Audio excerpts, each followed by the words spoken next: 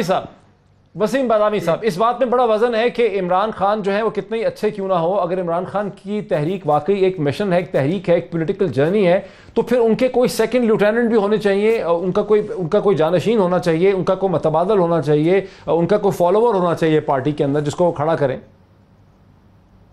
जी बिल्कुल, और ये तो मुझे ऐसा लगता है कि ये तो एक फैक्ट है कि इमरान खान साहब के होते हुए इस पार्टी में इतनी ज्यादा धड़ेबंदी है जो कि इस हद तक असरअंदाज हो जाती है कि कभी कभी मुमलिकत के उमूर चलाने में जो है वो उसका अक्स नजर आता है। तो इमरान खान किसी भी वजह से, ज़ाहिर है अल्लाह ताला लंबी जिंदगी दे सेहत के साथ, लेकिन ज़ाहिर है हर इंसान ने जाना, तो इमरान खान साहब के बाद तो फिर इस पार्टी का तो फिर बिल्कुल ही एक अजीब गरीब ही सारा सिलसिला हो जाएगा। इसमें तो मुझे इसमें कोई शक नहीं है। दूसरी बात जो आपने भी सुहेल वड़ाई साहब के कॉलम के हवाले से, अगर मदन साहब भी अगर आपकी इजाजत में कमेंट करें, तो मुझे ऐसा लगता है, मेरी कोई हैसियत नहीं है सुहेल वड़ाई साहब जैसे सीनियर तज्जियाकार के सामने, लेकिन मेरी तिफले वक्त के ऐसे मेरी राय है, I will be very very surprised if a day comes in near future or wherever कि जब इमरान खान साहब हयात होते हैं, पाकिस्तान तहरीक इंसाफ की हुकूमत भी होती है और वज़ीर आज़म इमरान खान नहीं होते बल्कि कोई और होते हैं, मेरे लिए बहुत हैरत अंगेज दिन होगा। ये तो हो सकता है कि कुछ ऐसा हो जाए कि पीटीआई ना हो, लेकिन पीटीआई हो और इमरान खान ना हो, मेरे लिए बहुत हैरत की बात होगी अगर ऐसा होता है। Very interesting comment Badami, I agree with you. बड़ा मुश्किल है, मैंने भी पढ़ा, सुहेल वड़ाई साहब ने लिख तो दिया है, लेकिन मैं भी सोचता हूँ कि कैसे ये चीज़ मुमकिनात में से मुझे नज़र नहीं आती है। डॉक्टर शहबाज गिल साहब इस अक्टूबर को, जो मज़हर अब्बास कहते हैं, बड़ी बात में वज़न है उनके, इस अक्टूबर को 2000 में इमरान खान की उम्र 68 ईयर्स हो जाएगी। उनका कोई जानशीन होना चाहिए, कोई उनका अल्टरनेटिव होना चाहिए, उनका कोई सक्सेसर होना चाहिए इस पार्टी के अंदर, कोई है नहीं।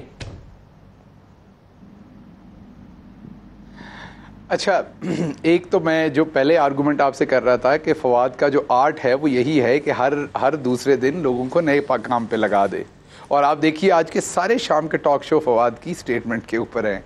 और जब कैबिनेट में बात हुई तो फवाद ने कहा कि मेरा तो एक तजिया था, ज़रूरी थोड़ी है कि इसमें भी हो।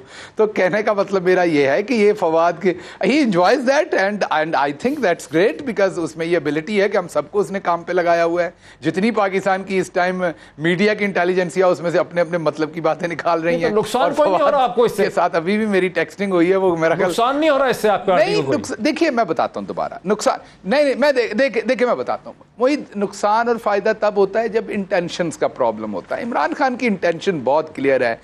यकीन कीजिए ये कोरोना के ऊपर जितनी तनकीद हुई, और मुझे खुद नहीं समझ आती थी कि यार किधर स्पेस मिलेगी, लाइक मीडिया के हिसाब से कहाँ पे लाइन खड़ी होगी जहाँ पे और अटैक ना आए। पर खान साहब डटे हुए थे, बहुत कॉन्फिडेंट थे। एक उन्होंने तकरीर की, तकरीर के बाद मुझे सबने कहा, उस तकरीर से पहले जब उनकी प्रिपरेशन हो रही कर रहे थे, वो अपने नोट्स ले रहे थे, तो मैं वहाँ बैठा हुआ था and he was very confident, comfortable. तकरीर की तो मुझे कुछ लोगों ने उसके बाद कहा आज खान साहब बिल्कुल जो है ना वो कॉन्फिडेंट नहीं थे, वो बिल्कुल उलझे हुए थे। तो मैं खुद सोच रहा था कि ये लोग ऐसी परसेप्शन कैसे बना लेते, क्योंकि मैं उनके साथ उससे घंटा पहले था and he was very light, he was very comfortable, he was sharing, exchanging all the information in a very lighter mode। तो कहने का मतलब ये है कि खान साहब ने क्योंकि सारी जिंदगी बहुत प्रेशर लेके काम किया हुआ है, तो बहुत सारी चीजें वो उस तरीके से उनके ऊपर उनके नर्व ब्रेक नहीं होते जैसे आम लोगों के हो जाते हैं। एक कोरोना की एग्जांपल आपके सामने, और आज विंडिकेट हुए इंडिया में ये प्रूव हो गया। मुझे बहरहाल एक ब्रेक लेनी पड़ गई है, मैं ब्रेक लेता हूं। ब्रेक के बाद नाज़रीन कुछ और भी बहुत ही इंपॉर्टेंट छुपता हुआ सवाल है, उस पर बात करते हैं आफ्टर द ब्रेक। नाज़रीन वेलकम बैक। आपने देखा कि वक्फे से पहले डॉक्टर शहबाज गिल साहब ने कमाल महारत का मुजाहरा करते हुए मेरे सवाल का कि इमरान खान साहब का कोई जानशीन नहीं है अगर उनका मिशन कंटिन्यू करना, उसका उन्होंने जवाब नहीं दिया। बहरहाल उससे ज़्यादा मुश्किल सवाल भी है डॉक्टर शहबाज गिल साहब, क्योंकि डॉक्टर शहबाज गिल साहब, मैं आप ही की तरफ आ रहा हूँ कि फवाद चौधरी साहब ने महज कोई नहीं वो दे देते, आपने दिया ही नहीं, पूरे 2 मिनट आपने कर दिए एयर टाइम के, नहीं दिया आपने जवाब। देना चाहते हैं आप इसका जवाब? जल्दी से देना ताकि मैं आगे इसका जवाब देता हूं। देखिए बात ये है कि हमारी 68 ईयर्स के तो हो जाएंगे ना, हमारी स्ट्रगल थी खान साहब की 24 साल में। जी अल्लाह उनको जिंदगी दे, सेहत दे।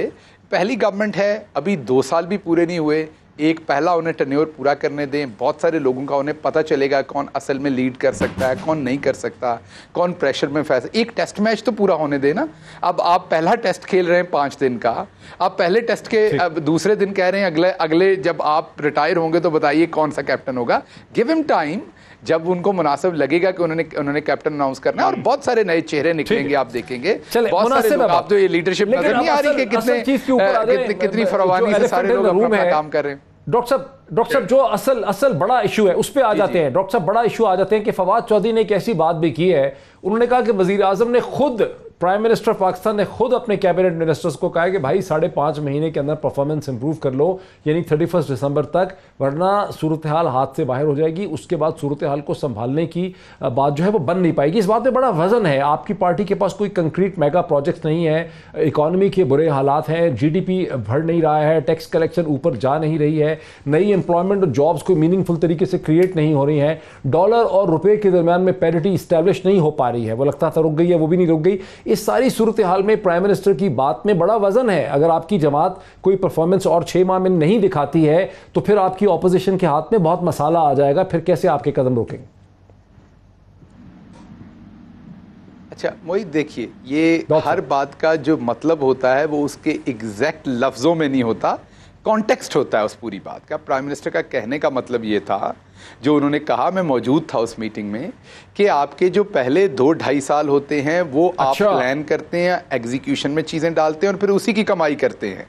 उसी की बाद में कमाई होती है ना, कमाई जो पब्लिक गुडविल आप उससे जनरेट करते हैं, अपनी पार्टी के लिए रेपुटेशन करते हैं।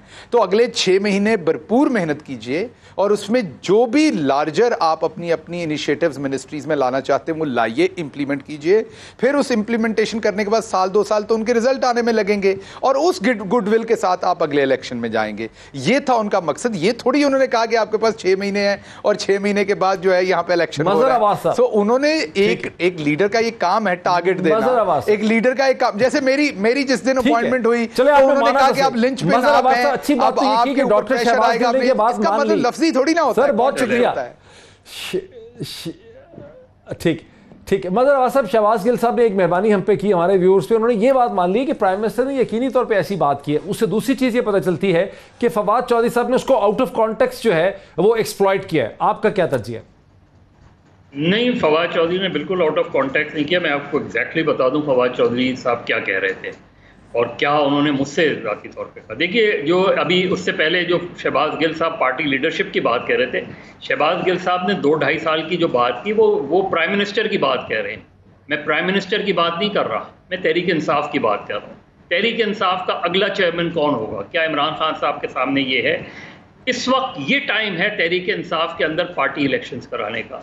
ये वक्त होता है और ये गलतियां पीपल्स पार्टी ने भी, नून लीग ने भी, दीगर सियासी जमातें करती हैं कि आप अब इख्तिदार में हैं तो आप पार्टी इलेक्शंस कराएं, आप देखें कि कौन से उम्मीदवार ऊपर आते हैं, कौन अगला चेयरमैन बन सकता है, कौन पार्टी के सेक्रेटरी। आप मुझे बताएं, पार्टी का सेक्रेटरी जनरल इलेक्टेड है या पार्टी का वाइस प्रेसिडेंट इलेक्टेड है? आप इस वक्त इलेक्शन कराएंगे तो पार्टी इससे ही बनती है। दूसरी बात जो फवाद चौधरी कह रहे हैं, वो ये कह रहे हैं कि पार्टी के पास, गवर्नमेंट के पास 3 साल होते हैं परफॉर्मेंस के, उसके बाद काम शुरू हो जाता है अगले इलेक्शन का। इसलिए आप पॉलिटिकल मैनूवरिंग्स में लग जाते हैं और आपके पास फिर वो टाइम नहीं होता जो गवर्नेंस का, स्टाइल का। आप अपनी कॉन्स्टिट्यूंसी में जाके फिर आपने 3 साल की कारकर्दगी की बुनियाद पे लोगों को आगे बढ़ाना होता है। वो तो एक फाइनल टचेस होते हैं जब आप आखिरी 2 साल में करते हैं। तो अगर 3 साल में आप कुछ नहीं कर सके तो बाकी 1 साल में या 2 साल में आप क्या कर पाएंगे? हाँ, बिल्कुल इसी पॉइंट से मुझे जरा वसीम बदामी को लाने दें towards the end of the programme. Badami sir, Fawad Chaudhry के उस 26 मिनट के इंटरव्यू में उन्होंने बाकायदा नाम भी ले दिए हैं लोगों के। उन्होंने कहा कि स्पेशल असिस्टेंट्स की फौज भरी हुई है। उन्होंने उनका इशारा था कि रिफॉर्म और गवर्न, उन्होंने कहा कि पार्टी के पास ना तो पॉलिटिकल टीम है डिलीवर करने के लिए और ना ही कोई गवर्नेंस के नए इनिशिएटिव यहाँ पे लिए जा सकते हैं। वो 1967 की जो है यहाँ पे पुरानी बातें हो रही हैं और यहाँ डिलीवरी मतलब है कि डिलीवरी होगी भला कैसे? बदामी साहब, कैसे होगी, क्या है इस पर कॉमेंट आपका बिफोर द एंड? अरे नहीं, तो कहते ना, ये मत देखो कौन कह रहा है, देखो क्या कह रहा है। फवाद चौधरी ने साजिश के तहत कहा, फवाद चौधरी ने किसी के इशारे पर कहा, फवाद चौधरी ने हेडलाइंस के लिए कहा, फवाद चौधरी ने इसलिए कहा कि वसीम बदामी और मुहिब इस पर प्रोग्राम करें, किसी भी वजह से कहा। फवाद चौधरी ने क्या कहा, कैसे इनकार मुमकिन है? ये तो फैक्ट है ना कि भाई ये वो हुकूमत थी जिससे तवक्कुआ थी कि ये स्ट्रक्चरल रिफॉर्म्स करेगी किसी भी दायरे के हो। क्या वो रिफॉर्म्स नजर आ रहे हैं? नहीं आ रहे ना। ये वो हुकूमत है ना जो लगता था कि गवर्नेंस की चीजों को टर्न अराउंड कर देगी। क्या वो चीज उस तरीके से नजर आ रही है? बहुत सारी फिगर्स आपने बताई हैं बजट के हवाले से, इकोनॉमिक सर्वे के हवाले से, 10 फिगर्स मैं बताता हूँ, वो उस तरीके से नजर नहीं आ रही। तो बहरहाल इसका खुलासा ये जरूर है टुवर्ड्स द एंड कि गवर्नेंस के बहुत सीरियस लेवल पे इश्यूज हैं और शुरू के 6 महीने, 8 महीने, 10 महीने, 24 महीने तो ये चल गया कि हम इसलिए परफॉर्म नहीं कर पाए कि पिछला वाला चोर था और उससे पिछला वाला तो बिल्कुल डकैत था। अगले 6, 8, 10, 12 महीने सिर्फ ये बात नहीं चल पाएगी। लोगों को बताना पड़ेगा कि हाँ वो डकैत था लेकिन उसने तो चोरी की, लेकिन देखो हम नहीं बदलेगी। हुकूमत दूसरों की बुराई पर नहीं की जाती, अपनी अच्छाई पर की जाती है।